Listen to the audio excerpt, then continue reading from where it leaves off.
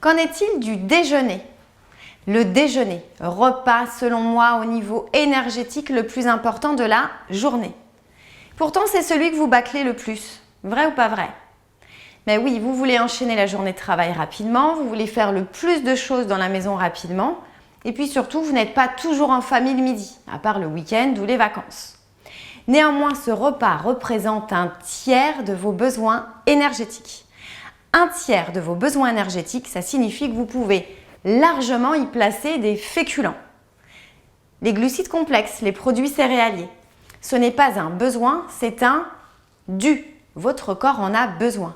Et celles qui enlèvent les féculents ou les produits céréaliers, le pain, au déjeuner, se mettent en déficit, en carence d'apport énergétique, ce qui va décupler leur faim, on peut appeler ça de la polyphagie, en fin de journée ou dès l'après-midi. Du coup, ça risque de générer des grignotages et puis des préparations alimentaires qui vont être beaucoup plus riches lors du dîner. Le déjeuner idéal, viande, poisson, œufs, donc on a notre protéine animale, l'œuf féculent, le riz, les pâtes, les pommes de terre, les légumineuses, appelées aussi légumes secs, les haricots rouges, les haricots blancs, les pois cassés, les pois chiches, les fèves, les flageolets. Tout ça sont des aliments qui vont vous rassasier, vous diffuser de l'énergie lentement. Bien entendu, si vous prenez des pâtes, faites-les al dente. Si elles ne sont pas cuites al dente, leur sucre aura gélifié et passera plus vite dans votre sang. Vous perdrez en rassasiement. Pour combler le volume aussi restant de l'estomac, il faut des légumes. Pas que pour ça.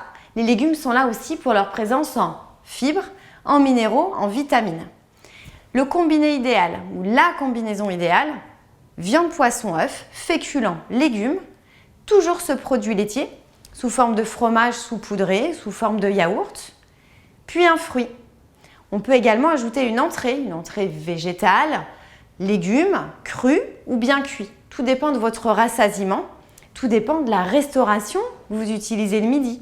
Si c'est une gamelle ou si c'est de la restauration collective ou du restaurant extérieur. Bon appétit et n'oubliez pas, ne bâclez jamais votre déjeuner.